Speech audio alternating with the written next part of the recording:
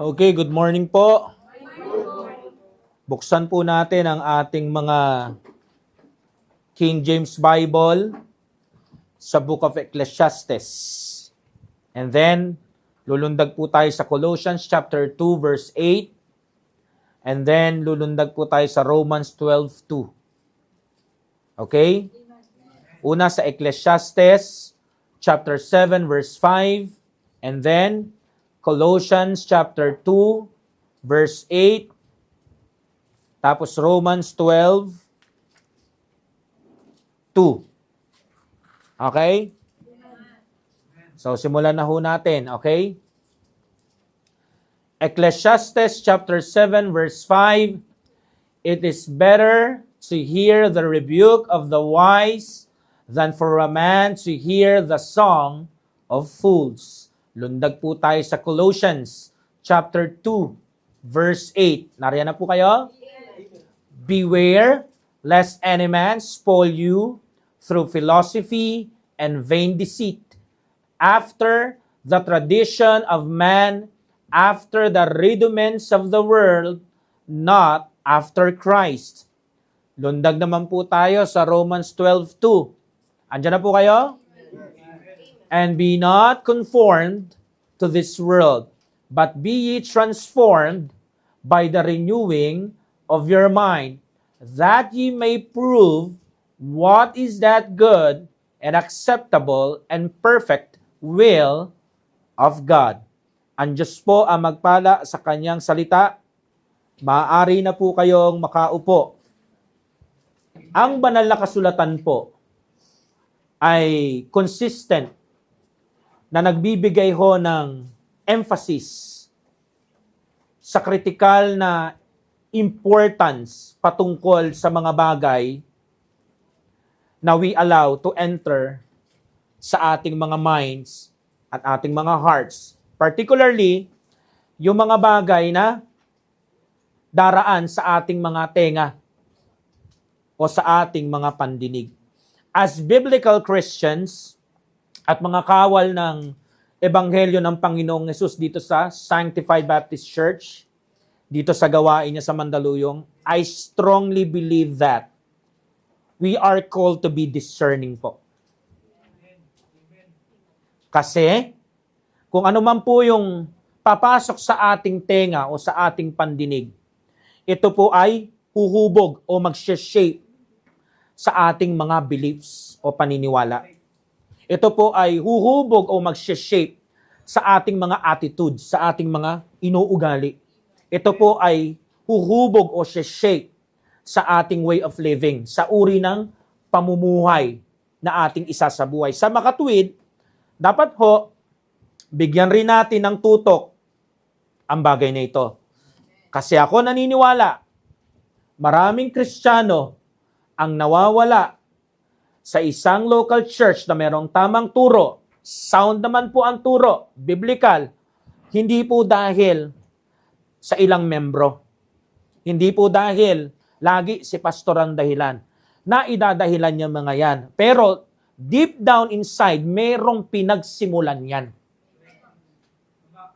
At nakakalungkot mang isipin, bagamat totoo na merong mga totoong pangyayari na kaya merong mga nawalang tao sa simbahan dahil sa ibang mga tao sa simbahan, hindi po all the time totoo yon. Hindi po natin pwedeng i-stereotype lahat ng nawala sa simbahan. Lagi pong meron niyang pinag-uugatan. At syempre, kapag alam mo sa sarili mo na ikaw ay hindi mabuti at hindi matapat na Kristiyano, kailangan mo ng excuse. Amen? At gusto ko po, makita nyo po dito sa ating pag-uusapan, hindi po para banatan kung sino yung mga tao. Kundi maibunyag sa atin na ito po ay isa sa mga subtle o mga cunning o tuso na way ni Satanas para ilayo ka sa Panginoon, ilayo ka sa turo niya, ilayo ka sa church na kung saan ang mismong Panginoon na nagdagdag sa'yo, and then maging sira ang patotoo ng church, ng mga tao doon, at ikaw maging miserable bandang huli. Kasi ganyan po si Satanas umatake. Bagamat maraming tao ang niyayakap yung mga kasinungalingan niya, hindi po siya mabait na master. Hindi po yan magiging mabait na master. Kasi wala po yun sa katangian niya. In fact, siya ang ama ng kasinungalingan. So, gusto ko po bigyan natin ng pansin ito kasi nakataya po dito yung tinatawag na spiritual well-being natin. At yung tinatawag nating spiritual walk sa ating Panginoong Hesus. So, nais ko pong ihatid sa inyo ang paksa na pinamagatang mind what you hear. Mind what you hear. So, ibig sabihin, maging maingat ka sa iyong pinapakinggan. Maging maingat tayo sa pinapasok natin sa ating mga tenga. O yung regular nating nilalapagan ng ating atensyon. So, simulan na natin to. Amen? Ang prinsipyo na ating pag-uusapan ay napakasimple. Sinimplihan ko po para inyong maintindihan. In fact, pag nakita nyo po ito sa Bible, makikita nyo na simple nga talaga. Faith comes by hearing. Which means, destructive influences also comes by hearing. Kung paano ang faith ay tumutubo o nanggagaling sa pakikinig, wala akong pinagkaiba yung makakasira sa ating Christian life. Magmumula din po yan sa ating pinapakinggan. Our ears, ito po ay gateway sa ating mga kaluluwa. Inuulit ko, ang ating mga tenga o ears, ito po ay gateway to our souls. Sa Mark chapter 4, verse 24, nagbigay po ng katotohanan, hindi kung sino lang na persona, kundi mismo ang Lord Jesus Christ natin. Anong sabi diyan? And He said unto them, take heed what ye hear. So, sinasabi niya dito, mind what you hear. Hindi lahat dapat pakinggan. Kailangan i-filter mo yung pinapakinggan mo. Anong sabi diyan? With what measure ye meet, it shall be measured to you, and unto you that hear shall be more given. So ano sinasabi ng Lord Jesus Christ dito? So, una, maging malinaw.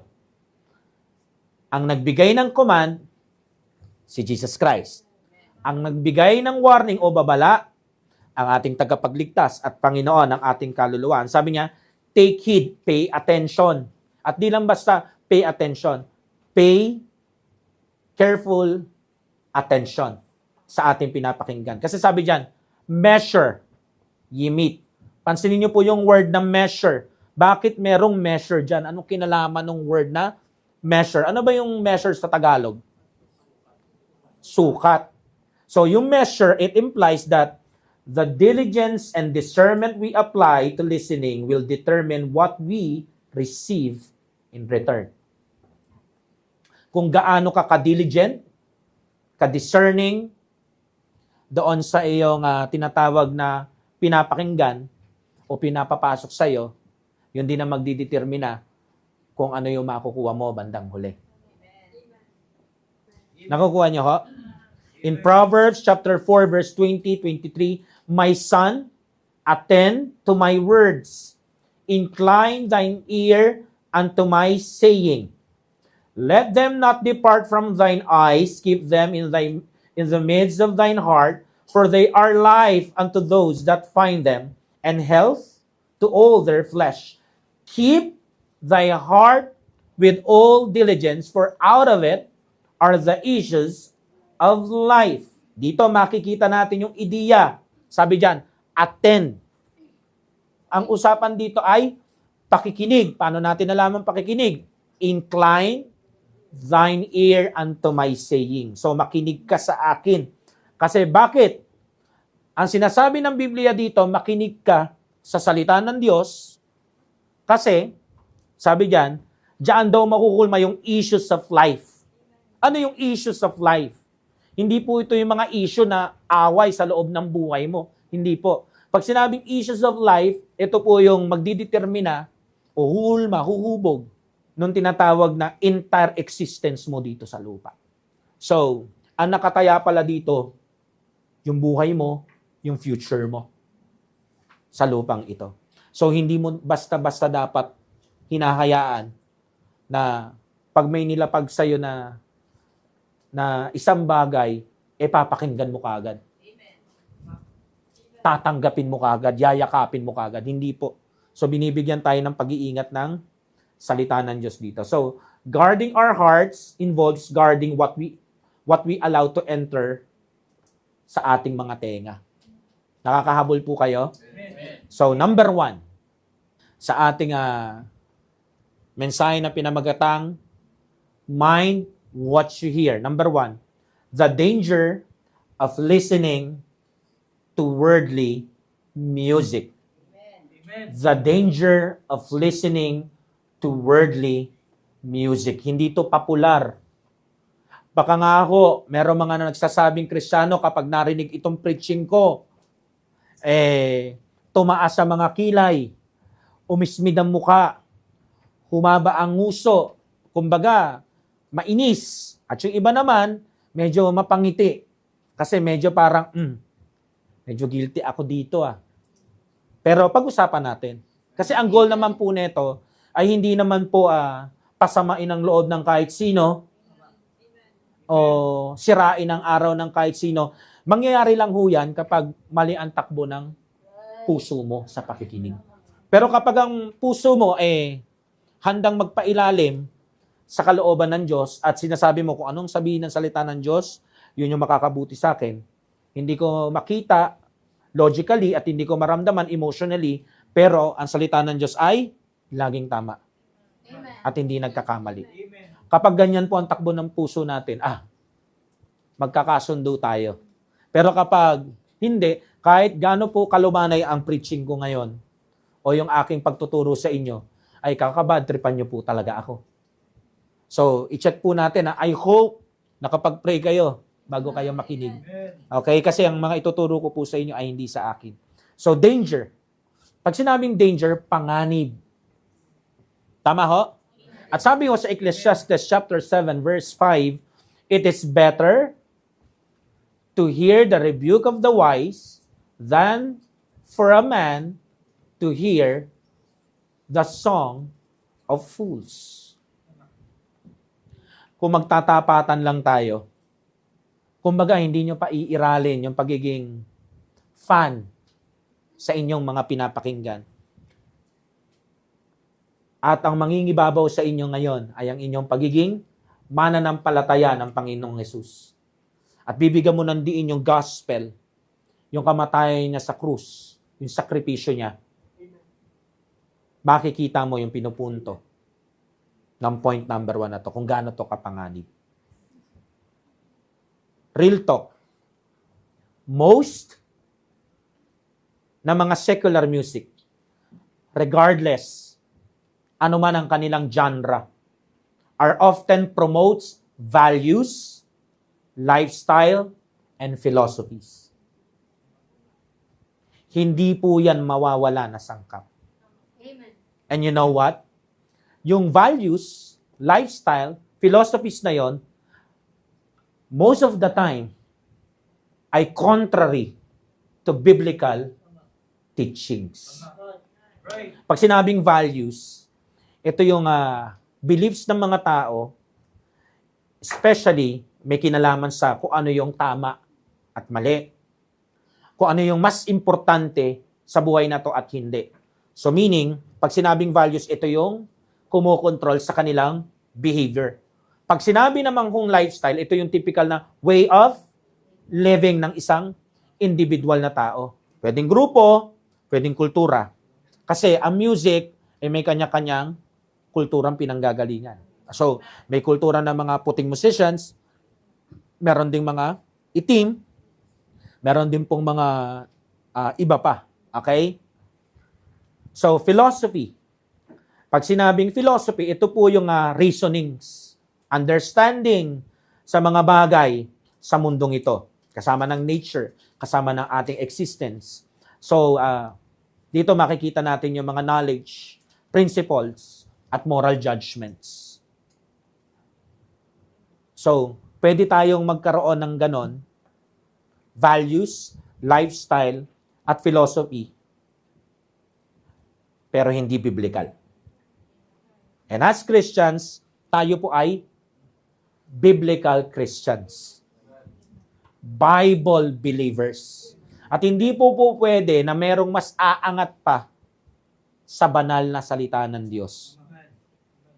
Nakukuha niyo ho? Kasi kapag may umangat pa sa salita ng Diyos, ay hindi magandang path. Lalo na kung sinasabi mong save ka. Okay? Sa 1 John chapter 2 verse 15 hanggang 17, love not the world, neither the things that are in the world. If any man love the world, the love of the Father is not in him. So maging malinaw tayo dyan. Ang linaw ng direktiba ng salita ng Diyos. Huwag mong mahalin ang mundo. Maging yung mga bagay na nasa mundo. Ngayon, if any man, so kasama dyan yung tayo mga ligtas, any man. Lalaking ligtas, babaeng ligtas. Lalaking Kristiyano, babaeng Kristiyano. Okay? Amen. Love the world, the love of the Father is not in him. So, hindi pala pwedeng magsama o magsabay. Na mahal mo ang mundo, tapos nasa iyo ang pag-ibig ng mundo, tapos mahal mo ang Panginoon, tapos nasa iyo din ang pag-ibig ng Panginoon at the same time. Kapag minahal mo daw ang mundo, matik. Hindi ka puspos ng pag-ibig ng Ama sa langit. Nasa iba ang atensyon mo. Hindi po ako may sabi niyan, yung salita ng Diyos. Right. Amen. So, kung merong magtatampo, ay magtampo po kayo kay John. Wag po sa akin. Sulat niya po yan Binabasa ko lang. Sabi dito, for all that is in the world, the lust of the flesh, the lust of the eyes, and the pride of life is not of the Father, but is of the world. So ito ang reality, mga minamahal. Kung merong isang Kristiyano sa kaligitnaan natin na ididepensa na hindi naman dangerous. Masyado ka lang OA, pastor. Pwede naman makinig ng mga worldly song.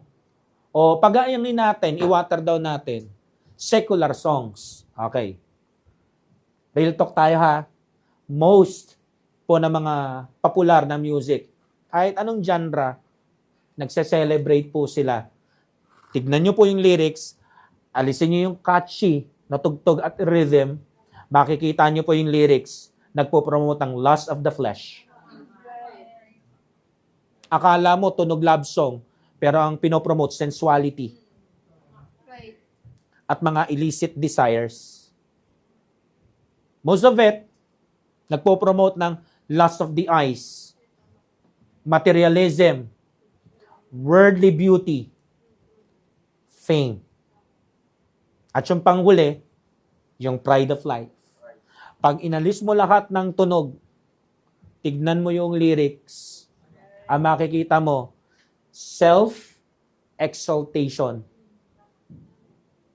Medyo tunog, kumbaga empowering, uplifting, pero at the end of the day, pag wala si Jesus Christ dyan, at hindi galing sa turo ng Bible yan, meron pa ring patak ng arrogance dyan.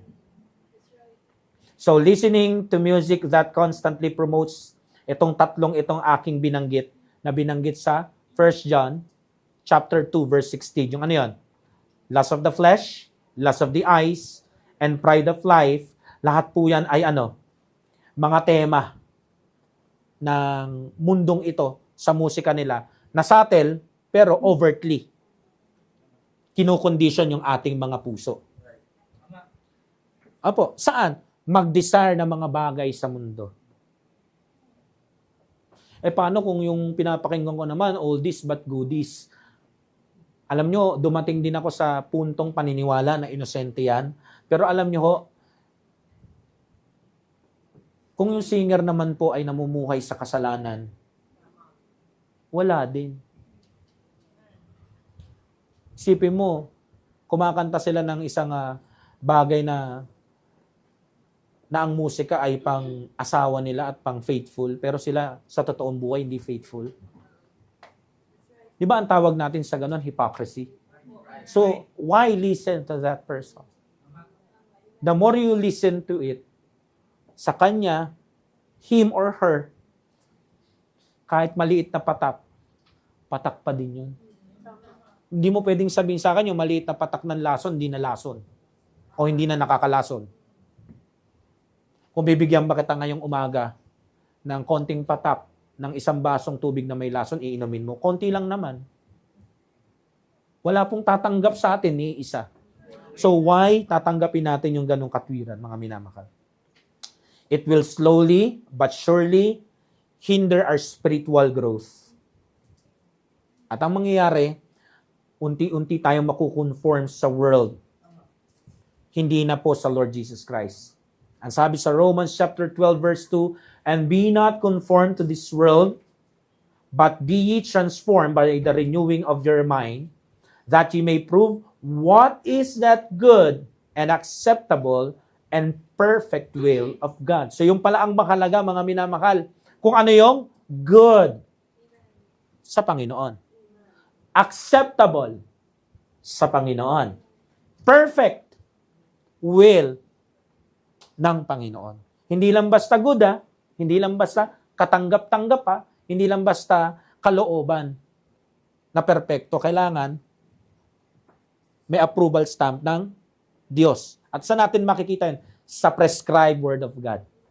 So yung nakita natin kanina na kapag ang isang music ay may sangkap na lust of the flesh, lust of the eyes, pride of life, hindi po yun good. At hindi rin po yun acceptable.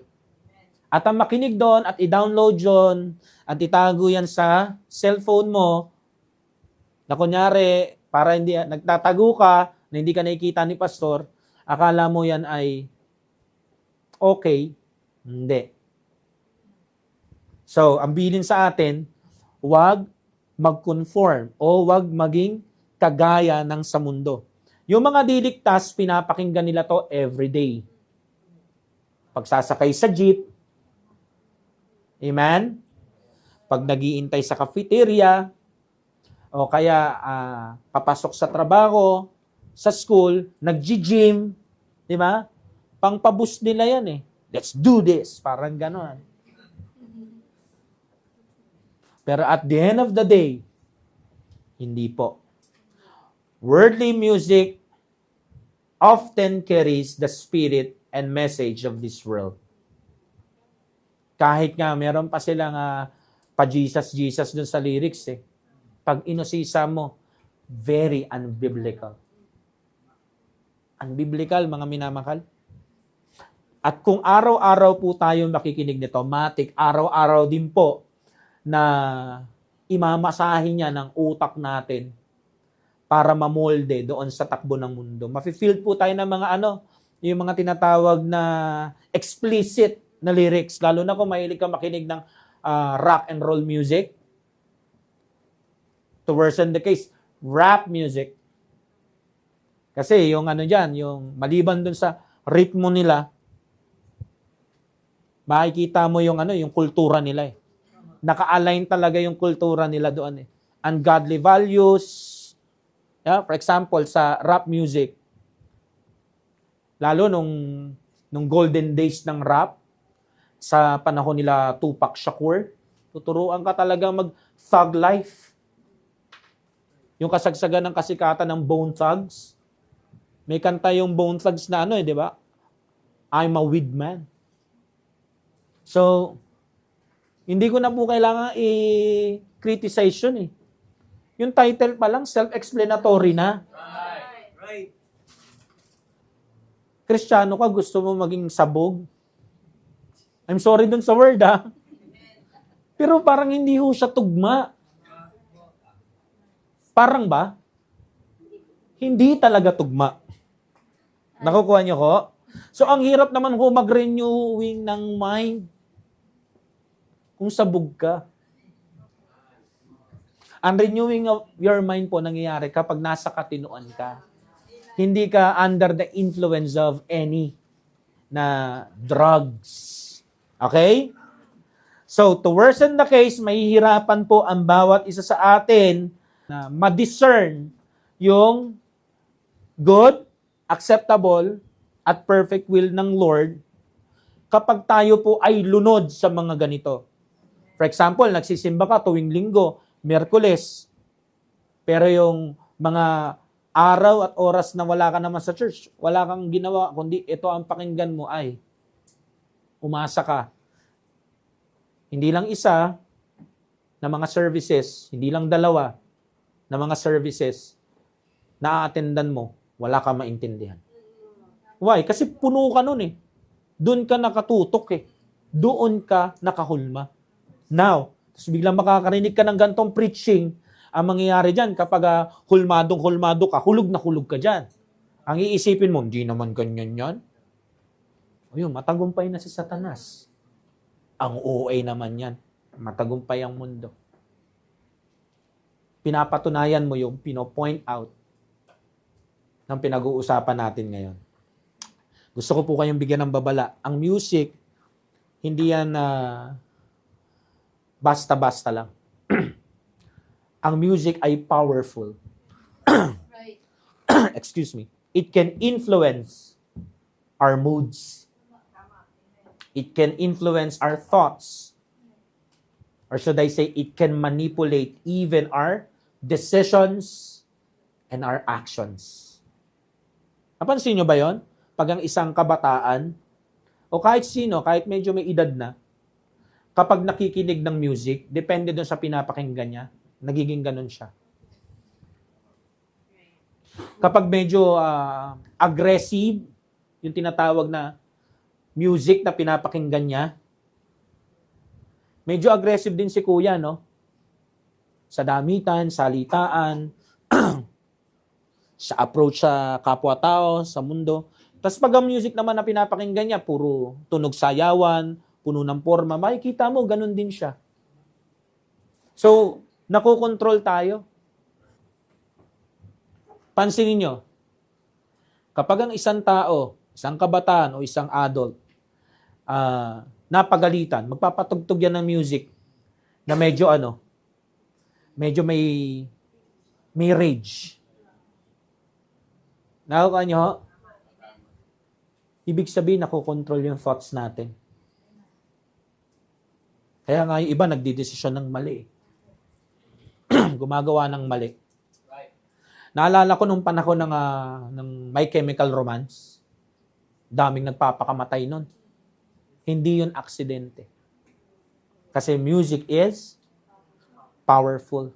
Kaya nga sabi ng Bible, sa Ephesians chapter 5 verse 11, and have no fellowship with the unfruitful works of darkness, but rather reprove them. Kapag ang music, mga minamahal, malinaw na nagpo-promote ng violence, rebellion, immorality, drug use, or tinatawag na blasphemy sa salita ng Diyos. Klaro po yun. Dapat gets na natin. Unfruitful works of darkness yon. Yun po yung bili ng Ephesians chapter 5 verse 11. Hindi na po tayo dapat nagtatagal pa. O hindi na po dapat nagtatagal yung playlist na yon sa mga computer natin, laptop natin, at sa mga cellphones natin. Hindi na po. Kasi the more yung nagtatagal, the more tayo nagiging malalim na partakers of that. As Bible believers, we are called not to partake in such kind of music. In fact, tinatawagan pa nga tayo na maging actively na mag-make ng stand natin against it. Amen. Ibig ko sabihin, hindi na para magalingan tayo sa mga artist. Hindi na para magandahan pa tayo. Or should I say, yung salitaan ngayon, yung maastigan. Hindi po astig yung isang artist o composer na sumulat ng kanta patungkol sa pedophilia o adultery. At ang dami pong kantang ganon. Sinasabi mo, ang ganda-ganda ng kantan to. Yung pala, yung lyrics pag binasa mo, tungkol sa pagtatagpo nila ng palihim. Ano ka ba? Hindi yun maganda. Lalo kapag naranasan mo. And by the way, mga kababaihan, kapag nakakarinig kayo ng ganon na music, tapos babae pa ang kumanta, namumolde kayo na dun din mapunta. Sa kasalanan nung kantang kinakanta nila. At wag na po kayong magulat kung meron sumabog na issue na yung artist na yun, ganon din siya. Nakukuha nyo? Kasi binasa nila yon bago nila i-record. So hindi yun inosente, hindi yun aksidente. Yun ay pinili, mga minamahal. Okay? So, I hope nasa same page tayo, ha? So, direct man, tayong nakikinig o indirect, minsan sa mga jeep, no? Kahit ayaw mo, naririnig mo pa rin, di ba? Hawak mo ang beat. Ako, pagtingin ko, hawak ko ay bills. Okay? Dapat sabihin mo na lang, no? I'm beat. Pagod na ako pakinggan to. Gets nyo? So, alin man sa dalawa, hindi na po tayo dapat maging partaker. Amen? So, engaging in such music na ito, aking sinasabi, passively, man o hindi, pero wala kang ginagawa, ay pagiging partaker pa rin yun. Kailangan meron kang gawin. Amen. So, in Ephesians chapter 5, verse 19, speaking to yourselves in psalms and hymns and spiritual songs, singing and making melody in your heart. So, sa verse na to, nakaprescribe po ng malinaw ang uri ng music na dapat nating pakinggan. Na dapat ding regular na pumapasok sa ating pandinig, sa ating tenga, at regular na dumediretso sa ating mga puso at isip. Ano yon? Yung mga psalms, yung mga hymns, spiritual songs. Dapat po, yan na po yung pinapakinggan natin. Kasi naman ang old-fashioned naman ng mga pinapakinggan nyo, Pastor, hindi ko maramdaman. So, hindi po natin pinapakinggan ng music para maramdaman sa laman. Right. Ito po ay parte ng ating pagre-renew ng ating mind, ng ating hearts. So, hindi natin kailangan ng mga upbeat na ritmo. Right. Amen. Yun po ay parte ng ating tinatawag na pagpapasakop doon sa salita ng Diyos na kailangan ko mag-transform ng aking isip. Ang goal po ng secular music o worldly music ay libangin ka at umindak yung flesh. Nakukuha niyo ho? So, sana ko makita natin yung pinagkaiba. Amen? Yung target. Kasi pansin nyo, lust of the flesh, lust of the eyes, pride of life, lahat yun ay pang old sinful nature. So, ang gusto nating maging buhay, alive, day by day, yung inner man. Yung new divine nature, yung ligtas na ikaw. Okay? So, ito lang yung mga tanging music na dapat nating pakinggan. Pastor, hindi ako sanay. Magandang simula yan. Yung word na sanay. Sanayin mo. Kasi dati hindi ka rin naman nakikinig ng mga music na yon. Sinanay mo din. Ipinasok mo din. So, kaya mo ding ipasok itong tamang music na sinasabi sa Ephesians chapter 5, verse 19, at ilabas yung dapat ilabas. Okay? So, mga kapatid ha, I hope wala po tayong pagtatalo dito. Amen? So, warning ko lang konti. Baka naman makinig kayo sa mga Christian music na tunog mundo pa rin. May mga ganyan ngayon eh. Okay ha? Hindi ko alam kung yung mga makakarinig nito, kung saan mo makakarating itong tinuturo ko, pwedeng sa YouTube at sa iba't iba pang mga lugar kasi probably ganun mangyari, naka-record po ito eh. So pag in-upload natin, hindi ko alam kung ano magiging reaction ng mga ibang Kristiyano. Pero sasabihin ko pa rin kung ano ang stand ng church na to. Okay? Amen. So, sila kung ano yung stand nila, fine. Walang problema. Kanila yun eh.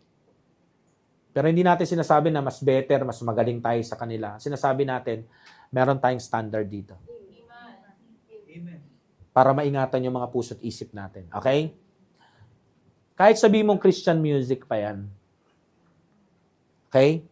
Pero ang tunog naman, tunog rock and roll din. Wala din.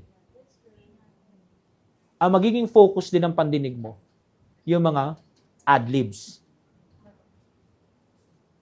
Yung tunog ng gitara, ng bass, ng palo, ng drums, wala din. Kaya nga ako sinabi dito sa ating psalms, hymns, spiritual songs. Making melodies in your heart. Hindi po flesh. So, kahit gaano pa katama yung tinatawag na pagtingin mo dyan, hindi po. Nakakuha niyo ho? Amen. So, dapat ko hindi po tunog tunog rap. Dati ako, naniniwala din ako na baka pwede yun, pero ngayon po hindi. Ang nakita ko po, hindi nyo po talaga pwedeng pagsamahin ng tubig at langis. Imposibleng magsama ang kuneho at sawa. Imposible yun. Kung nagbigay na po ng instruction ng salita ng Diyos, standard ng music na dapat natin pakinggan, huwag na po tayong gumawa ng ating mga standard din. At huwag na rin po tayong gumawa ng baka ito pwede. Kasi meron naman po talagang nakalaan na musika para sa atin. So yun po So kahit ang pakilala pa nila ay Christian artist sila, pero iba po eh. Maano mo naman yan eh, madidiscern mo naman eh. Right. Amen. Kapag ang target na ay yung indak ng laman, iba po yan. Kaya mga kapatid, I challenge every one of us na kung may ganito pa rin tayo sa ating mga laptop, sa ating mga cellphone, I encourage everyone, burahin po natin. Right. Amen. Hindi mo kailangan ng isang music na pampa-uplift pag nandun ka sa gym na, let's do this! Hindi nyo na po kailangan yan. Maniwala po kayo sa akin. Ako nga po, hindi ko po tinataas yung bangko ko, ikukwento ko lang ha. Kakwento ko lang, kwento lang.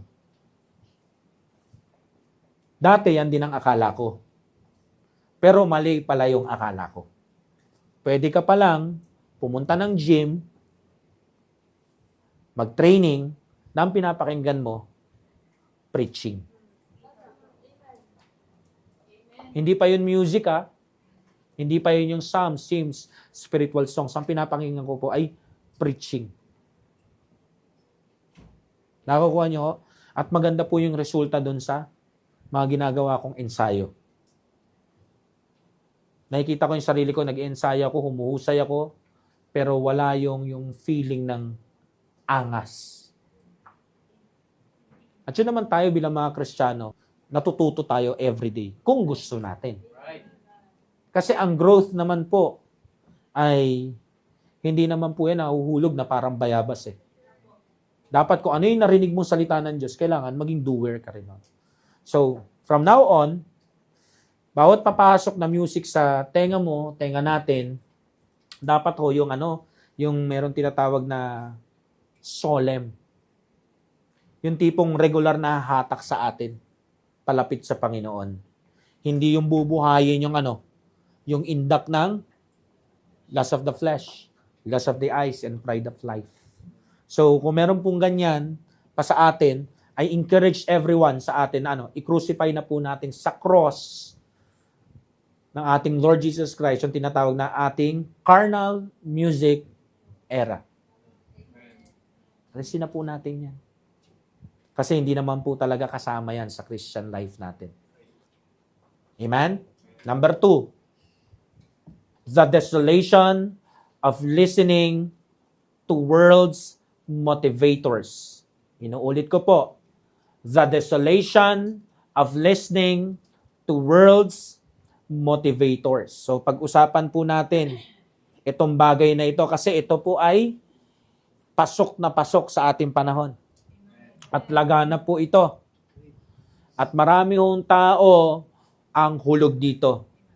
Hindi lang po basta mga tao. Hindi lang po mga unbelievers. Kung mag-aaminan tayo, maraming pong mga nagsasabing mananampalataya ang nasa snare na ito. So, tignan po natin sa Colossians chapter 2, verse 8. Colossians 2, verse 8.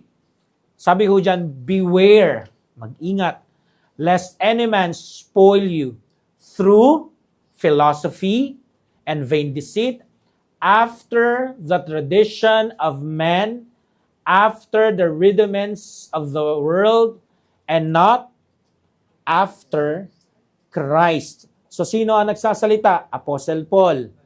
Saan natin makikita? Sa banal na salita ng Diyos. Anong sabi niya sa mga mananampalataya na nakatira sa Kolose? Mag-ingat. Saan?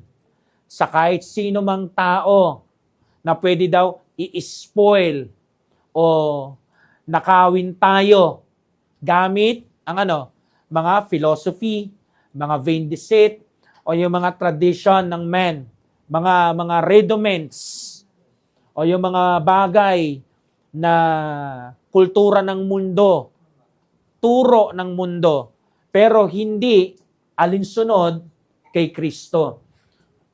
Excuse me. Gusto ko pong bigyan ng diin. Kristiyano tayo. Mananampalataya ng Panginoong Hesus. Yung kaligtasan na meron tayo, yung katiyakan ng pagpunta sa langit o yung eternal security natin ay galing po sa Kanya. Which means, yung Christian life na meron tayo, hindi po atin yan. Siya po ang nagbigay sa atin yan. Property niya po tayo na nakapaloob sa Christian life na yan. Kaya nga dapat tayo ay naka-crucified sa Kanya at sa person ng Lord Jesus Christ. Kaya nga ang sabi dun sa tema natin ngayong taon is, not I, but Christ. So, palagi nating bibigyan ng pakundangan sa Christian life na ito ay hindi yung mga gusto natin, kundi yung person ni Kristo. So, anything gaya ng music or anyone, any man na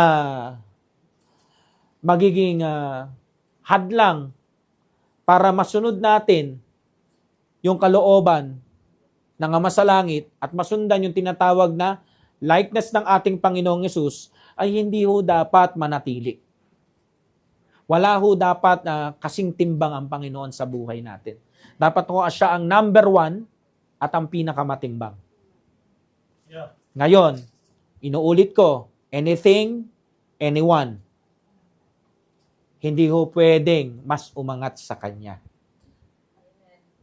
Ang mga unbelievers, kahit gaano pa ho charismatic yan, o kasimingly wise sa pagsasalita, sa mga bagay na may kinalaman dito sa lupa, tandaan nyo ho, may sasabihin at sasabihin po yan na kontra sa sound doctrine ng Holy Bible.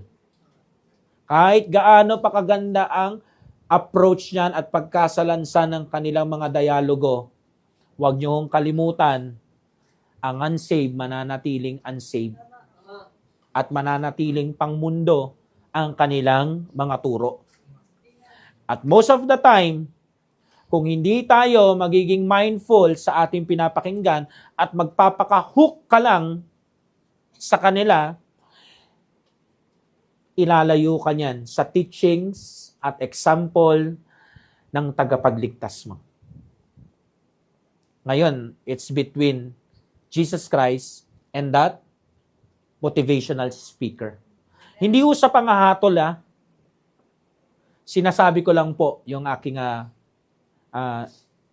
obserbasyon. Meron ng mga content creator na meron naman pong mga sense yung mga pinagsasabi nila. At kahit sabihin mo pa na yung mga sinasabi nila ay panlupa, hindi naman ho nasasagasaan yung doktrina ng Bible at hindi naman tayo nagkakasala sa ating Panginoong Yesus. Pero, most na mga ganon, wala masyadong subscribers at wala masyadong followers. Ang namamayagpag po at pumuputok ang mga subscribers at followers, most of the time, yung mga malayo ang mga pinagsasabi sa tinuturo ng Bible sa atin. Hindi ko maintindihan, hindi ko po masasabi sa inyo kung bakit ganun yun ka-attractive in details, pero isa lang ang alam ko, dahil nandito si Satanas. Siyempre, hindi naman niya ipopromote yung mga YouTube channel na may kinalaman sa Holy Bible, lalong-lalo na sa Lord Jesus Christ. Ang ipopromote niyan at pasisikatin niyan, siyempre, yung mga anak niya. Okay? So again, hindi po ako nangahatol. Obserbasyon ko lang. Ito po ay aking tinatawag na komento. So lahat tayo, meron tayong komento. At meron tayong rights sabihin yung nakita natin. At ngayon po ako ay nagsasalita sa perspective ng isang mananampalataya at lingkod ng Diyos. Hindi po basta tao lang. Amen? So, sa aking mga napansin, sa simula, pag makikinig ka sa kanila, parang inosente. At the same time, parabagang helpful. Pero lagi po natin tatandaan, minsan nakakabulag yung regular. Para ho yan dun sa napanood ko na series kagabi sa Netflix, yung The Worst Ex Ever. At lahat po ng mga babaeng biktima, lagi nilang nakikita sa simula pa lang yung red flags. Pero bakit hindi sila makaalis? Kasi in love sila. Nakukuha niyo ho? Ganon din po sa ating mga Kristiyano. Pag napunta tayo sa maling papakinggan na tao, habang nakikinig tayo, nakikita natin, uy, kontra yun sa salita ng Diyos. Pero, nakikinig ka pa rin anyway. So, ano nangyayari? Lumalalim ka doon, nahuhook ka. Later on, makikita mo, nasa isang lugar ka na hindi maganda. Doon po, sa aking napanood, doon sa Worst Ex Ever, basag-basag po yung mukha ng mga babae. Kung iampas sila sa sahig at ibalibag sila ng mga lalaki. Yung mga lalaki, ang gagwapo Meron nga doon, isa nakakulong na Ang daming tumatawag at sumusulat sa kanya na mga sweet messages. Yung iba nga nagpupundo pa para makalaya sila. So ito mga narcissist na ito, na mga lalaki na ito, ginagamit nila yung good looks nila at charming nila. Ganon din po sa lupang ito. Itong mga nagsasalita na ito, mga minamahal, o tagapagsalita ng mundo na ito, lagi silang merong good-looking na nakahain na mga topics at salitaan sa harapan mo. At marami hong fall in love, marami hong nauhook na mga kababayan natin. Hindi lang mga unsaved, pati mga believers. Kaya binibigyan ko na ho kayo ng babala. Kasi ito po yung mga hindi kinikwento ng mga miyembro.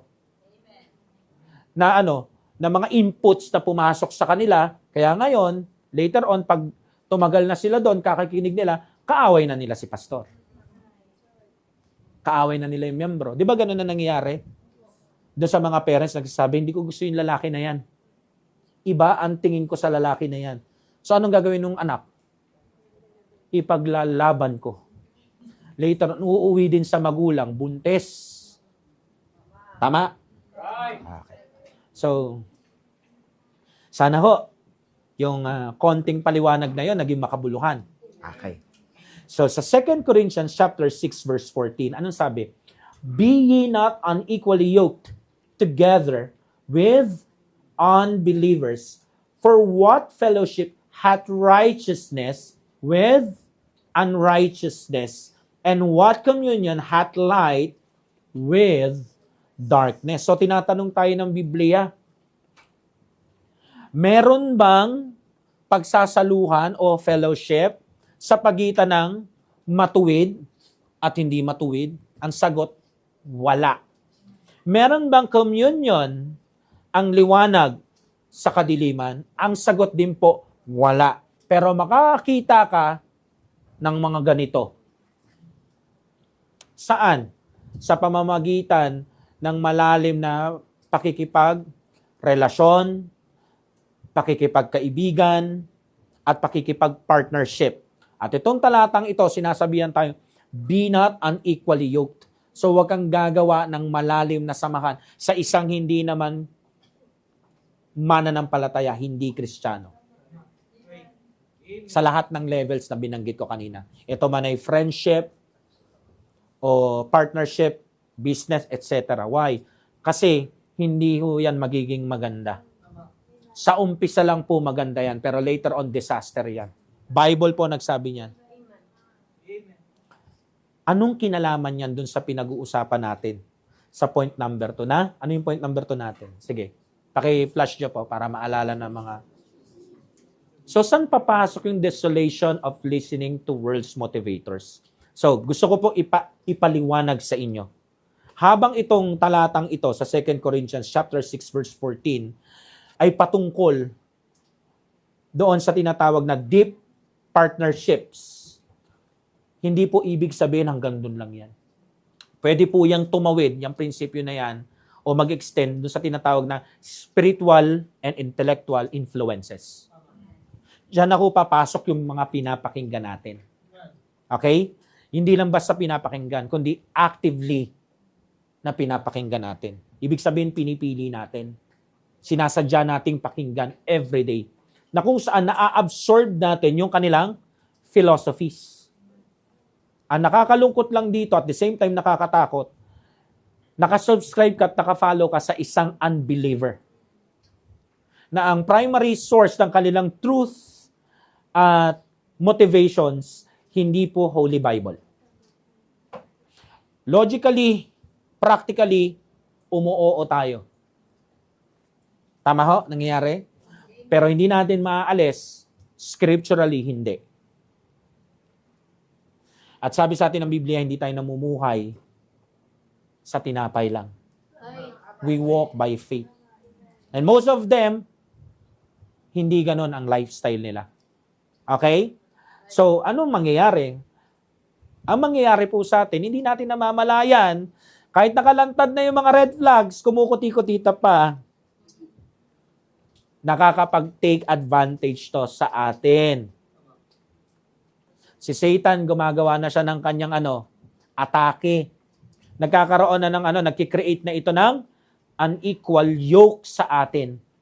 Kasi lagi natin silang pinapanood at lagi natin silang pinapakinggan. Tandaan, inuulit ko, ang tenga, pandinig, yan po ay gateway sa ating mga kaluluwa. Kaya anong resulta? Unti-unti, hindi natin namamalayan, pero nangyayari, yung tinatawag na worldview nila ay naipapasa na po nila sa atin. At hindi mo nakikita na yung dating hindi ka nagagandahan na uri ng pamumuhay, unti-unti na nagiging attractive sa'yo. May isang babae ho doon sa aking napanood na dokumentaryo. Siya ay OC. Hindi siya marumi sa bahay. Talagang organized lahat. Pero nung naging kasintahan niya tong lalaking ito, alam mo kung saan siya nakatira? Sa sobrang dumi na flat or apartment. Nung nakita yun ng mga friends niya at parents niya, hindi sila makapaniwala na makakayanan niyang tumira doon kasi nga OC siya. So ganun din po ang nangyayari sa atin habang nakikinig tayo sa mga to. Yung mga ayaw mo as a Christian, kasi alam mo kontra sa salita ng Diyos, at magiging kahihiyan sa harapan ng Panginoong Yesus natin na ayaw mo gawin, pero kakakinig mo, yung basura ng mundo, pumapasok sa'yo. Kumbaga, nagiging normal na sa'yo yung darkness, yung unrighteousness. Why? Kasi regular listener ka. In short, blinded. Isang Kristiyanong bewitched. Ngayon, kapag nag-preach si pastor, kahit gaano pa yan kahinahon, o lalo na kapag hard preaching at expositional preaching, diyan ka na ngayon makakita ng mga Kristiyano na negatibo na ang takbo ng isip. Meron ng galit, meron ng inis, di ba? Tapos magkikreate na yan ng tampo. Pero syempre, hindi nila yan aaminin. Katulad po dun sa napanood kong series ulit, kahit binubugbog na sila, hindi nila sinasabi sa pamilya nila. At maraming Kristiyano, bugbog sarado na sa mga world's motivators na ito, umiiyak na yung kaluluwa, wala nang basa-basa ng Bible, wala nang pray-pray, wala nang fasting-fasting, wala na talagang private worship. Hindi nila masabi kasi mabubuking sila eh. Kaya ngayon, ampasan ng sisi sa likod ng pulpit o kahit kaninong miyembro. Mga minamahal, pag winawarningan po kayo, makinig kayo. Kasi doon sa series na napanood ko, may isa doon, ex nung isang lalaki, winawarningan niya yung isang babae. Siya yung nauna eh. Humiwalay siya. Tapos napunta yung lalaki doon, tinatawagan niya, hindi nakikinig yung babae. Alam mo, nagmukha siyang unicorn. Nagkaroon siya ng malaking bukol dito. 2 pasa. Oh.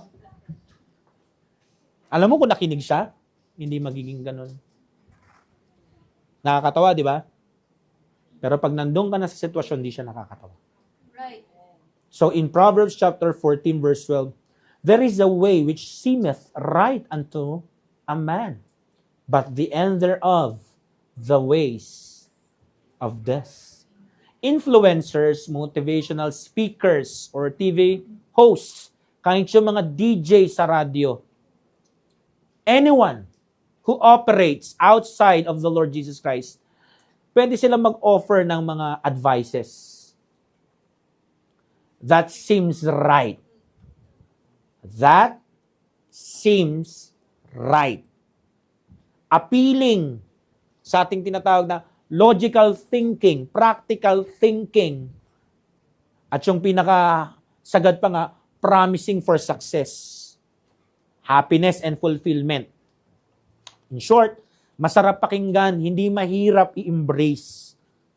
Kaya ang tenga, bukang-buka.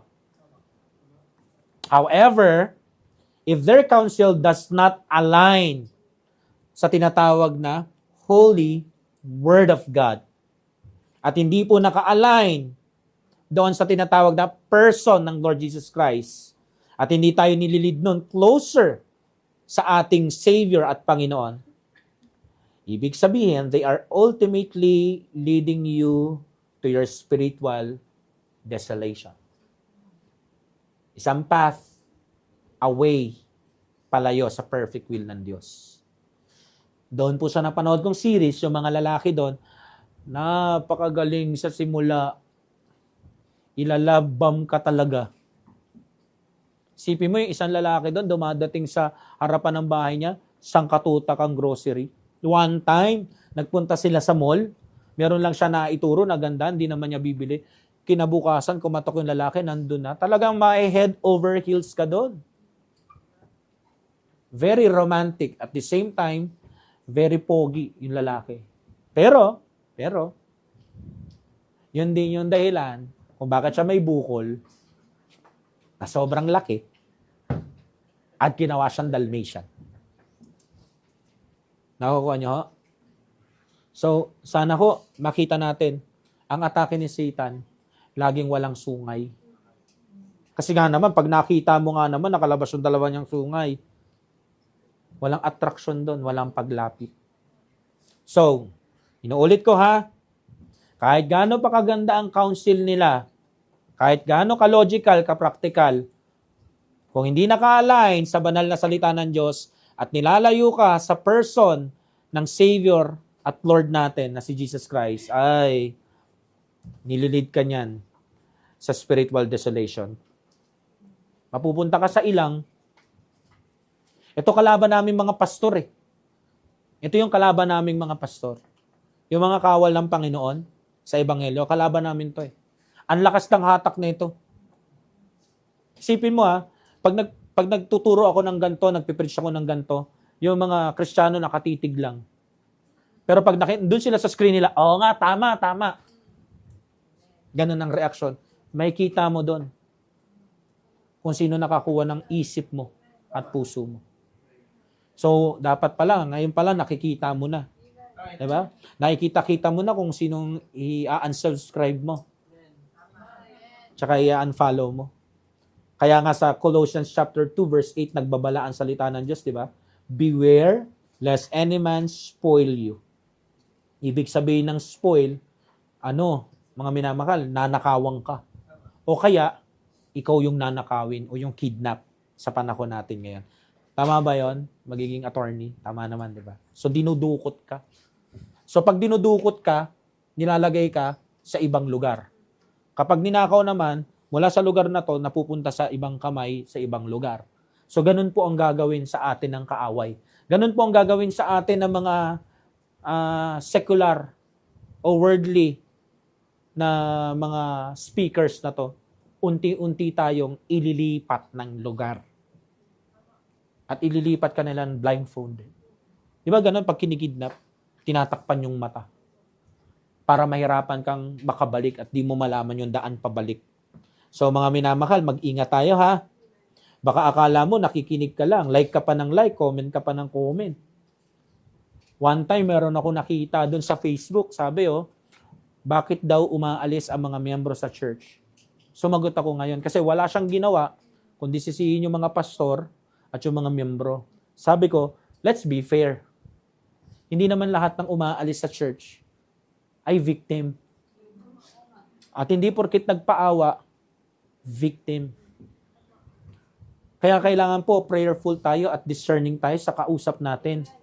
Why? Kasi doon sa napanood kong series, ang galing nila lahat umiyak, yung mga pogi. Galing. Kahit kitang-kita na yung ebidensya, may bukol, may 2 pasa, ang galing nila umiyak. And by the way, naniniwala sila na totoo yung sinasabi nila. Mga pathological liars. Alam mo ba, nung nandun sila sa loob ng korte, yung babae pang biktima ang hindi makatingin, siya titig na titig. Yung lalaki.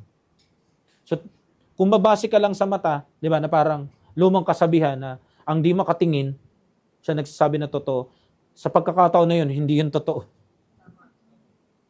Gusto ko pong sabihin sa inyo, kahit yung humanap ka ng pangit ni Andrew E., na yung mga pangit daw din ang luloko, kahit ngayon, hindi na yun totoo kasi mga pangit din ang luloko na ngayon. Same is true sa gawain ng Diyos. So, hindi po lahat ng aalis ng church ay victim. Amen. Hindi ko po sinasabi na malinis ang kamay ng mga nasa likod ng pulpito at the same time, yung ibang mga membro, nangyayari din yon. Pero not all the time at hindi pwedeng sila lang. Kaya mahirap makinig sa isang side ng storya. Kaya tayo binigyan ng 2 tenga. Kaso, ang problema sa atin, kung sino unang magsumbong, yun na ang totoo. Tapos later on, doon ka rin mapapahamak. Doon po napahamak yung babae na may bukol, na may 2 black eye, na muntik siya mamatay. Buti lang nakatakbo siya. Okay?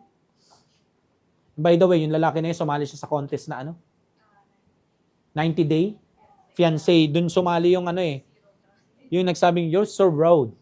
Yung familiar na meme na yon, yun po yun.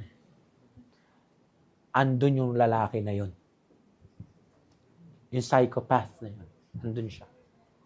So, anong ibig mo sabihin, Pastor? Ang gusto ko po makita yung katotohanan, listening uncritically to such voices can spoil us. Can spoil a Christian. Unti-unti, marireplace na po yung gospel. Unti-unti, marireplace yung sound doctrine ng Bible. Mapapalitan ng humanistic ideas na maglilid po sa atin away from simplicity ng power ng gospel at person ni Christ. Wala pong isang babae doon sa series na worst ex ever ang kasama ang pamilya nila. Lahat ng mga lalaking yon lagi inilalayo yung mga babae sa pamilya nila, kaibigan nila, ina-isolate, kinakandado. So, ganun din po ang gagawin sa inyo ng mga ganito. Ma-isolate ka. At i-isolate ka ni Satan na ito lang ang papakinggan mo every single day, every single night. Hanggang hindi na lumilipas yung araw mo na hindi mo sila pinapakinggan. Isipin mo, nilalayo ka sa Panginoon. Tapos, ikaw pa mismo nagkiklik ng paglayo sa Panginoon. I hope and pray, mga minamahal, na makita nyo ito ay emptiness. Ang dulo. Dryness. Kumbaga sa isang lalaki, isang babae, napunta ka sa maling kamay. Akala mo napakabait. Akala mo napakahinahon. Akala mo talaga pang mister at wife material. Hindi pala. Kaya nga ako, di ba, binigyan ko kayo ng babala doon sa camp natin. Na kapag kayo ay may magugustuhang lalaki o babae, ito ay galing sa lesson ko na Jezebel Spirit. Huwag muna kayong mag-chat. Huwag kayong mag-text. Huwag yung iparamdam o ipakita na may gusto kayo. Bakit?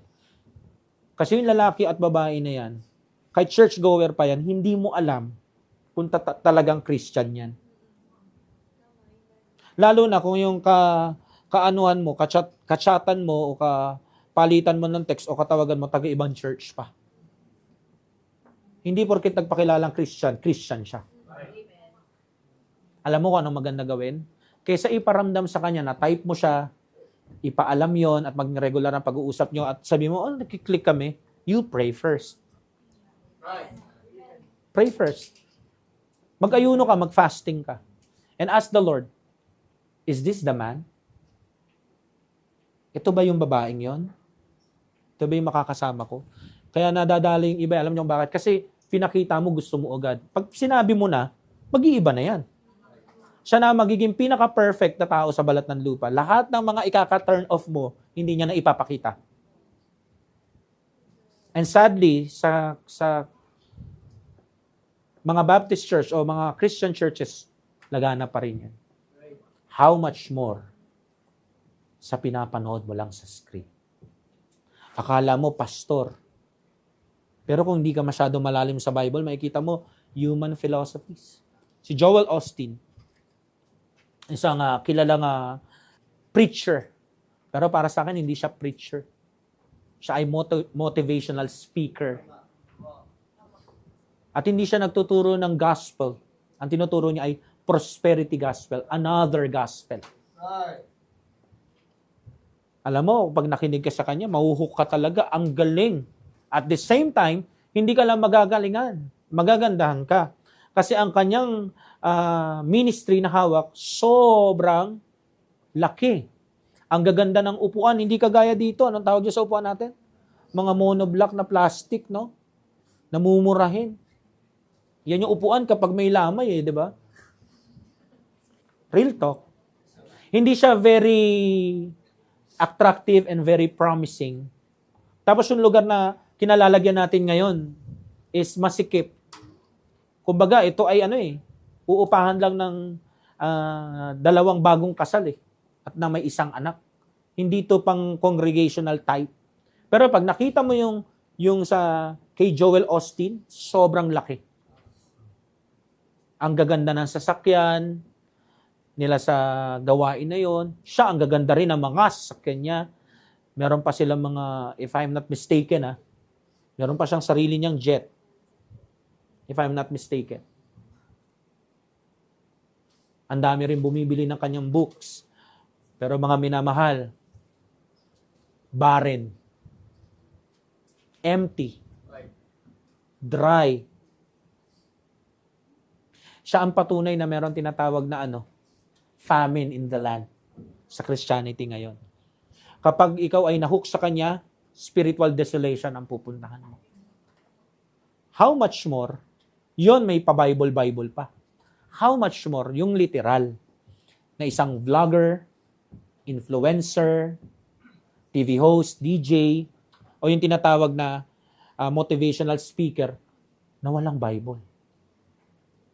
Do you think ilalapit ka niyan sa Lord Jesus Christ? I don't think so. Kaya if I were you, magiging masakit yan sa iyong laman na nasanay na makinig sa kanila. Pero I encourage everyone, unsubscribe mo na yan. Unfollow mo na yan. Sa umpisa, maganda mga pinagsasabi niyan. Pero later on, makikita mo, mayroong mga biruan na sensual, may mga comment na tunog manyak na. Hanggang sa nagiging, nasasanay ka, pag tumatagal, nakikitawa ka na rin doon sa green jokes nila. Lahat po tayo na biktima niyan. Pero it's about time po, dahil sa tema nating crucified, di ba sabi, yung buhay na ipinamumuhay ko na ngayon sa lupa, hindi na sa akin, kay Kristo na. So, tama na. Tama na. Lahat naman tayo, dumaan tayo sa pagiging unsaved, di ba? Amen? Alam na natin. Dumaan din tayo sa pagiging baby Christian. Tama ho? Carnal days. O baka iba nandun pa. At kung nandun pa, gusto ko marinig mo to. At yung iba nga, naranasan pa mag-backslide eh. Nakikita na natin lahat ng signs bago bumalik ang Lord. Kausapin mo yung sarili mo, natikman ko naman dati yung leksyon, okay na. Tama na. Gawin mo na yung mabuti. Ayaw naman nating datnan tayo ng kamatayan at lalo yung mas nakakaya ng Panginoon. Nasa kasagsagan ng nakikinig tayo sa world's speakers o motivators kaysa sa salita niya. Huwag mong gawin para kay pastor. Bagamat maganda yung tinuturo ko, nasa Bible, huwag mo rin gawin dahil yun ang conviction ng church na to. Bagamat tama din yun, kasi yung conviction natin galing sa Bible. Pero higit sa lahat, gawin mo para sa Panginoon. Amen? So let's do it for the glory of our Lord Jesus Christ. Amen? Sana, pag naghiwalay tayo, nitong service natin, unsubscribe mo na, unfollow mo na. Makinig ka na lang sa preaching. Pag nagsawa ka sa preaching namin, pakinggan mo na lang yung Bible mo. Di ba, yung Bible may audio naman yon. I-audio mo na lang yan. Kaysa makinig ka sa kanila. Pastor, medyo naninibago ko Ganun lahat sa umpisa hanggang masanay ka. Di baling masanay, tayo dun sa not I but Christ, kaysa naman na wala na si Christ. Okay? Amen? May naabot ba tayo dito? Amen. Number 3. So tapos na po tayo sa point number 1. Yung tinatawag na the dangers of listening to worldly music. Kakatapos lang din po natin sa number 2. The desolation of listening to world's motivators. Ang pangatlo po natin is the deliverance that comes from listening to God's holy word. Deliverance that comes from listening to God's holy word. So ito po. Ito po yung pinaka-cure. Ito po yung antidote para ko makawala po tayo sa addiction sa worldly music at pagkahook sa world's motivators. God's holy word. Pero kailangan ho maging maingat tayo. Kaya dapat alam natin yung Bible natin. And I believe itong church na to, na ituro naman natin kung sino yung mga dapat pakinggan at hindi dapat pakinggan kahit may hawak pang Bible. Okay. Romans chapter 12 verse 2, "And be not conformed to this world, but be ye transformed by the renewing of your mind, that ye may prove what is that good and acceptable and perfect will of God." So yung good na yan, hindi yan good lang sa mata ng tao. Hindi lang yan acceptable sa mata ng tao. Kundi saan? Sa Panginoon mismo. Kaya nga perfect will yan. So ano ang cure at antidote? Salita ng Diyos. Yung salita ng Diyos na banal. Ano yon? Hard preaching, expositional preaching. Ano ba yung hard preaching? Pag sinabing hard preaching, it is the type of preaching that does not compromise truth. Ito yung preaching na rinireprove yung sin, rinirebuke yung error, nagwa-warning ng judgment, tinatawagan yung isang mananampalataya na mag-repent at i-apply yung standard ng Diyos at dumiretso ito sa puso at maging doer siya nito kahit uncomfortable pa yung naririnig niyang salita ng Diyos. Yun po ang hard preaching. Hindi ito yung parabagang preaching na winater down, pinagaan para walang masaktan. Hindi po. Ito po yung preaching na kapag narinig mo, magiging uncomfortable ka talaga. Masasaktan ka talaga. Iindahin mo talaga. Iisipin mo talaga siya hanggang pag-uwi. Ngayon, nasa iyo na lang kung magiging tama ang takbo ng isip mo at puso mo. Kung magiging humble ka or hambog ka. Kasi ang preaching na to, ang goal talaga ay hindi mag-compromise sa truth. Kung ano yung sinabi sa Bible, yun yon. May masasaktan man o wala. For example, kung meron tayong bisita na ongoing sa kasalanan ng pangangalunya, pakikiapid o adultery o pangangabit, hindi po natin siya iilagan kasi nandyan siya. Lalo pa nating babanggitin. Nakita ko nga doon sa comment sections One time nagbabasa ako Ang tawag ko sa mga ganyang pastor yung patama preaching. Hindi ko po kinontra kasi pagtatama preaching po. Ang gusto po kasi ng mga tao ngayon, God is love. Love, love, love, love. Ang nakakalimutan nila that God is holy and His love is holy. Hindi yan katulad ng love ng isang tao lang na makasalanan. Pwedeng hindi holy at pwedeng sana wag mahuli. Nagigets nyo ho? Pero ang pag-ibig ng Diyos ay hindi mo pwedeng iwalay sa kabanalan ng Diyos. Kasi yan ang pundasyon yan. So hindi po natin pwedeng i-compromise. Ako po hindi ko pwedeng i-compromise siya. Kasi kapag ganyan na po ako, hindi na po ako pwedeng tawaging preacher ng Panginoon. Hindi na ako gwardiya civil ng Ebanghelyo. Hindi na po. So, yan ang hard preaching. Rinireprove ang sin. Ano bang ibig sabihin ng rinireprove? Kinokorek yung kasalanan. Hindi kinukonsinte. So, rinirebuke yung error. Kumbaga, sinasawata. So, kasi pag rinirebuke ka, sinabihan ka. Pag rebuke na, medyo mabigat na yon, pinagalitan ka na. Kaya makakarinig ka ng hard preaching, nakala mo yung pastor, kala mo galit. Hindi po siya galit doon sa person. Galit siya doon sa dapat kung saan siya magalit. Kasi dapat po, kung ano yung hate ng Lord, hate din natin. Okay? So, nagbababala din po sa warning. Kasi kapag may sin, may error, may judgment. Ito po, hindi na to familiar ngayon ang nangyayari po, pag nagbibigay kami ng mga babala ngayon, ang sinasabi, nananakot ka, pastor. Dapat ang tinuturo mo, theology, hindi takotology. Hindi po. Hindi po kami nagtuturo ng pananakot lang. Sinasabi po namin na merong nakakatakot na konsekwensya at kahinatnan ang kasalanan.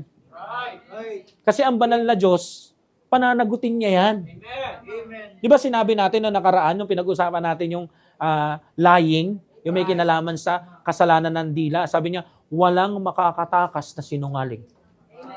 Amen. Lahat mananagot. Alangan namang iwasan natin yun. Yun ang sabi. Right. Pag pinagaan natin yun, winater down, nagsinungaling na tayo nun. So, mamimislead yung mga tao. Kasi kinonceal mo yung truth. Lalo yung mga key facts. Nakakuha nyo ko? So, ang goal is, bago pa bumagsak yung judgment, ang hard preaching, hatakin pabalik sa repentance o pagbabago ng isip yung isang makasalanan o lalo na yung isang Kristiyano. At i-apply niya yung dapat niyang i-apply. Amen. So, yun po ang hard preaching. So, yun po ang pamalit natin. Makikita nyo po, pag mayroong isang nakikinig ng worldly music dito sa church na to, tapos hindi na nahihiya, no? Aakyat dito, tapos mag-i-earpads pa, tapos kakanta-kanta pa siya. Tapos merong nag-preach. Kahit hindi si pastor, sabihin natin, si Preacher Mark nag-preach against it. Tapos si Preacher Mark parang nanggagalaiti.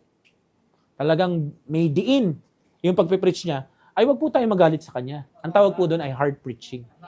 Kasi baka meron ng nagturo na wag nang makinig, tapos hindi ka pa rin nakikinig. Kumbaga, nireprove na sa pagtuturo Hindi ka makuha sa pagre-reprove. Doon na tayo sa rebuke. Mas madiin na. Parang sa magulang. Di ba sasawain ka ng magulang, ganito yung reprove. Huwag mong gawin yan, huwag ka makulit. Tama? Pero kapag hindi ka pa rin nakinig, parang ganito yung rebuke. Meron ng palo, meron ng madiin ka maririnig. Tapos yung judgment, talagang tatamaan ka na. Hindi naman ibig sabihin nung gusto kang paluin ng magulang mo Nilagay mo siya sa sitwasyon na yon kasi di ka nakikinig. Amen. At the same time, ganun din ang gagawin ng Diyos sa'yo. For example, tapos na sa paulit-ulit na pangre-reprove, tapos na rin sa paulit-ulit na pangre-rebuke, yung Diyos na ang kikilos sa'yo. Ang nakakatakot dyan, yung kapag hook na hook ka dun sa worldly music, hook na hook ka dun sa tinatawag na worldly motivators, ang iisipin mo, wala naman Napansin niyo yung mga magulang pag mamamalo? Hindi ka patatamaan dun sa naka-ready ka. Na part ng katawan mo, patatamaan ka dun sa open.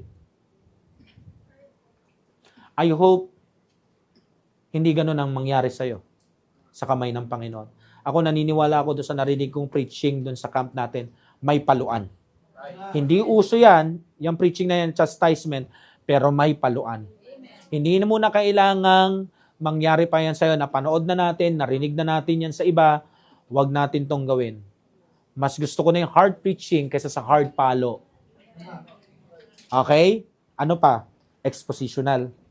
Expositional preaching is the type of preaching na kung saan ini-explain yung scriptures in full context. Ibig sabihin yung literal na nilalaman ng kapitulo, ng verses, at ng buong book. So dito dinideklara yung buong counsel ng Diyos. From there, maa-unfold yung exact na meaning ng Word of God para magkaroon ng tinatawag na matapat na application. Okay? So hindi po mangyayari yung nag-aano tayo, namimili lang tayo kung ano yung gusto natin. Kung ano yung pleasant, kung ano yung popular na verses, yun lang ang ipipreach natin. Etong dalawang preaching na to, lalo na tong expositional preaching na to, ito ang pinakamagandang klase ng preaching. Pero alam niyo po, itong dalawang preaching na to, yung hard preaching, yan ang kinayayamutan ng mga Kristiyano ngayon. At itong expositional preaching, yan po yung kinaaantukan ng mga Kristiyano ngayon. Maraming mga nagsasabing Kristiyano ngayon, ang gusto nilang marinig, puro topical, yung pabor sa kanila, puro blessing, hindi po tama yon. At most ng mga ganong preaching, hindi po yan nag-i-exist sa isang preaching na merong hard at expositional preaching. Kaya nga marami lumilipat sa mga watered down na churches na merong mga watered down na preachings.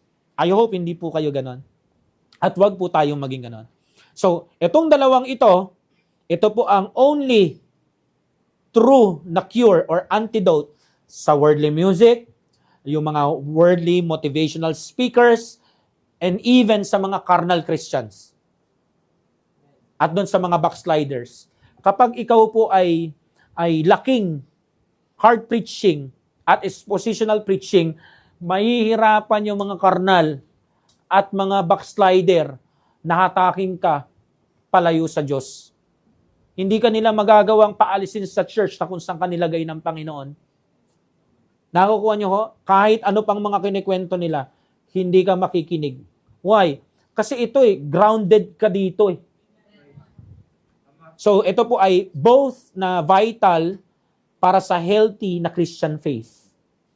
Kumbaga, pivotal sa pagiging good and faithful servant natin. Itong dalawang ito.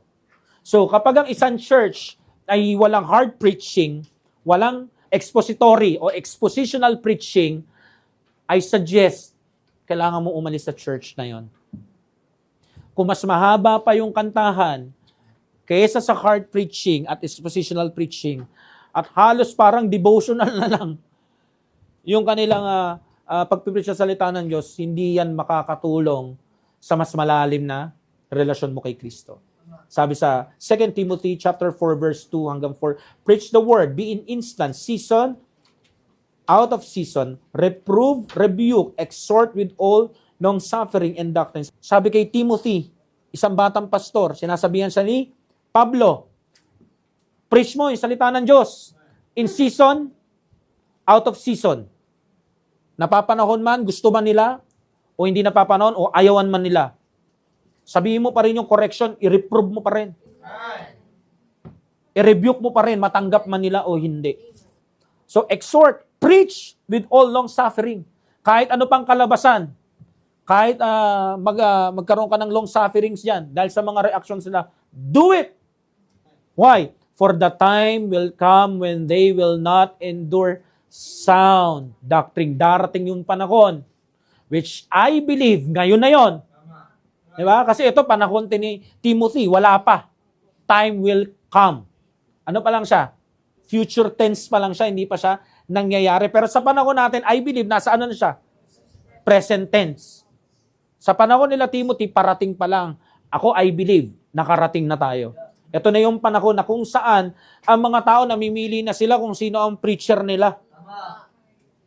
Hindi ako comfortable sa mga pinagsasabi mo. Hindi ko gusto yung naririnig mo. Meron silang mga criteria nila. Aalisan ka niyan.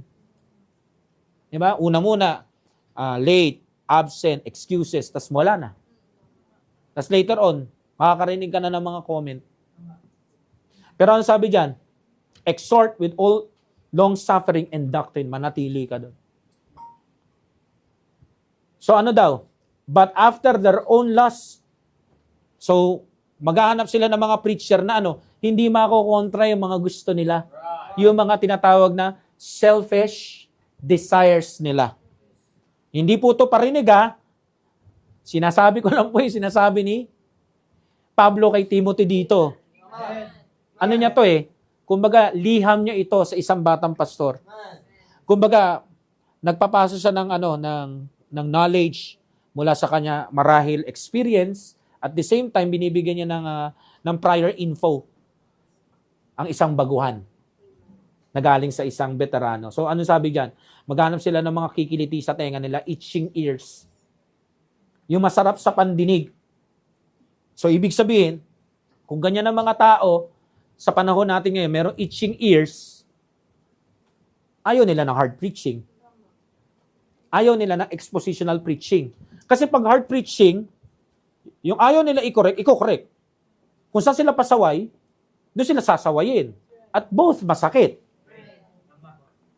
Kasi hard nga Pag expositional naman, exposed. So, ibig sabihin, ibubulgar ka ng gusto. So, yung kasalanan na ayaw mong makitang kasalanan, mabubulgar siya, bilang siya. So sa isang nasa kasagsagan ng kasalanan, nakakairita yon. Tapos ipapakita pa, i-expose si Jesus Christ kung bakit siya namatay sa kasalanan na yon na paborito mo, na ayaw mong isuko. Anong tendency mo? Yung hard pill to swallow na yon, dalawa lang option mo. To receive it or to reject it. To receive it, you humble yourself, alisin mo yung kasalanan. O yung isa, lalayas ka. Lilipat ka ng church. So itong passage na to, maganda ito, di ba? So dito pinakita yung trabaho ng isang pastor. sa pagpe-preach ng word, di ba? Reproving, correcting the wrongdoing, rebuking, ano yan? Nagbibigay ka ng madiin na warning against sin, at sa kainat na nun, exhorting, ini-encourage mo sila bumalik sa righteousness kasi yun yung best for them.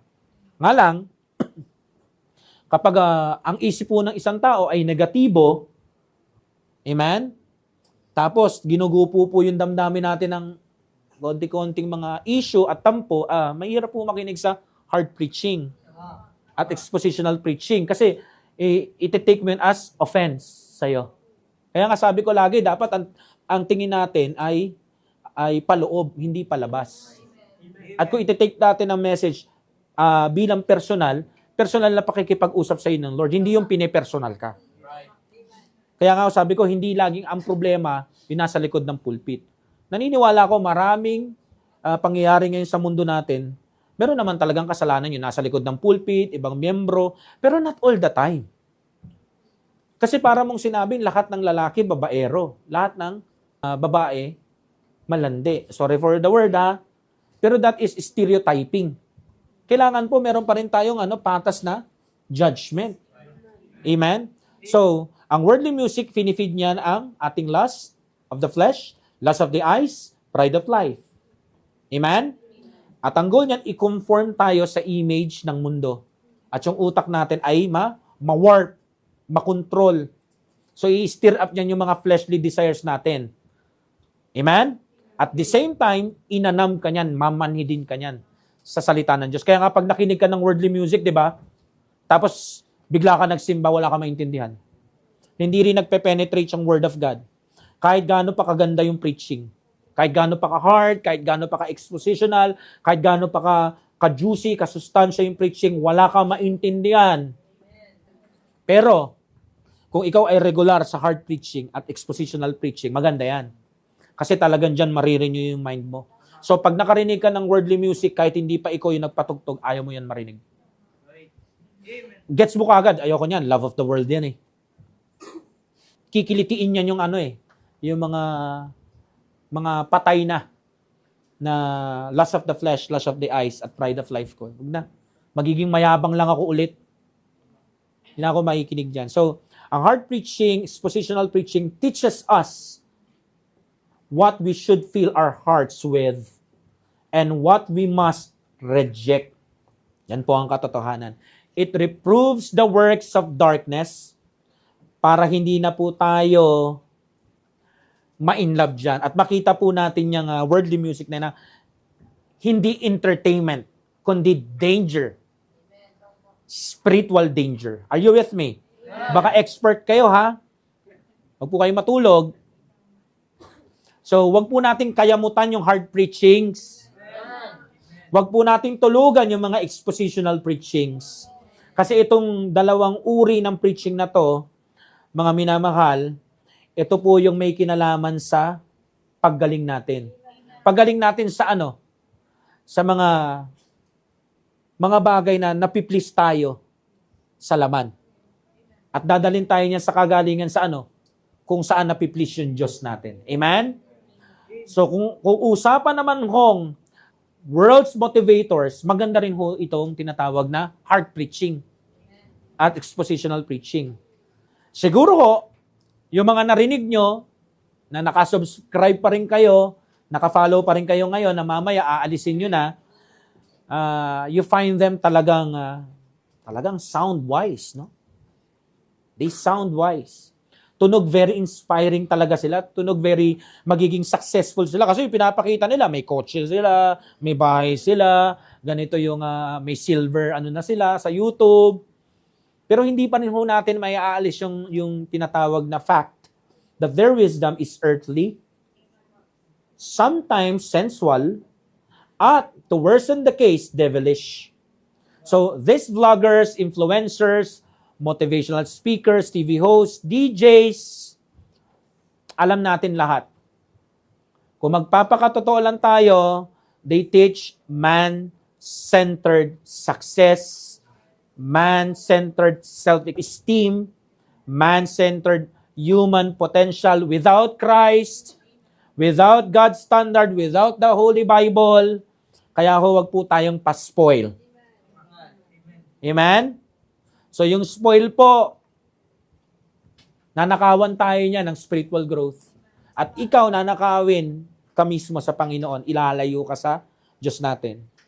Habang si expositional preaching naman po, i-reveal niya. Kaya gusto ko yung expositional preaching nire-reveal niya Nagkakaroon ka ngayon ng comparison. Nadidistinguish mo ngayon kung ano yung dapat mong pakinggan sa hindi mo na dapat pakinggan. Makikita mo kung ano yung God's wisdom versus man's wisdom.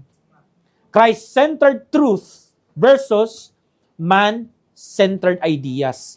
Kasi pwedeng tunog maganda, pero hindi ka mapapaganda bilang Kristiyano. So, yung hard preaching, expositional preaching, it will unfold you sa mga truth na yon. Kapag nakita mo, ay, hindi to palapit kay Kristo So, ano to? Danger. Desolation. Wala akong mapapalang maganda dito. Empty, vain. Ililid lang ako nito nowhere. So, I hope, mga minamahal, makita natin, kahit gaano pa kaganda yung path na yan, pero hindi porkit maganda yan, maganda rin ang dulo niyan. Merong mga path na maganda sa mata natin mga tao, pero ang sabi ng Biblia, ang dulo ay death. Kaya itong mga vloggers na to, influencers na to, yung mga TV hosts, DJs na to, yung mga motivational speakers na to, hindi ko may tatanggi. Talagang yung tunog nila seems right. Feels right. Promising yung mga tinatawag na happiness, success, peace na sinasabi nila. But, may malaking but it does not lead us to our God. Iba yung worldly success sa tinatawag na godly success. So, diyan na papasok yung ganda ng preaching, ng hard preaching at expositional preaching. Kasi ito yung magbibigay sa atin ng mga warnings, gigising sa atin, "Hoy, bewitched ka!" So, mga minamahal, any worldly teachings na ine-exalt ang sarili, ine-exalt ang anumang human ability, ine-exalt ang anumang human success above sa Lord Jesus Christ natin, hindi mo kailangan i-absorb yan. At kung may na-absorb ka na ganyan, hard preaching, expositional preaching, ang sagot dyan. Yan ang taga-sukat. Yan ang taga-sabi. Yan ang taga-define. You will not be fooled by smooth words, mga minamahal, when you already know God's truth. Fully and accurately. Conclusion. Truth destroys lies. Lahat po ng worldly influences, masakit man to sa pandinig, lahat po yan, nakabuilt sa lies ni Satanas. Tanging God's truth lang ang ating masasandalan bilang mga anak ng Diyos. Light dispels darkness. Kaya yung mga nadidiliman dito sa worldly music, yung mga nasa ilalim ng impluensya ng mga world's motivators, kailangan mo hard preaching. Expositional preaching. Kailangan mo yung Word of God. Sa ating pagsasara, gusto ko lang sabihin, when you stop hearing God's Word, you will naturally fill your ears with the world's noise. Kapag huminto po tayo sa pakikinig sa hard preaching, expositional preaching, o salita ng Diyos, naturally ang mangyayari, maghahanap po yung mga tenga natin at pandinig natin ng pakikinggan. At kung inayawan mo ang salita ng Diyos, ang pakikinggan mo ay ang ingay ng mundo. Boses ni Satanas. At ang hard preaching, expositional preaching, ang only sound nagigising sa iyong spiritual slumber. At the same time, di lang gigising.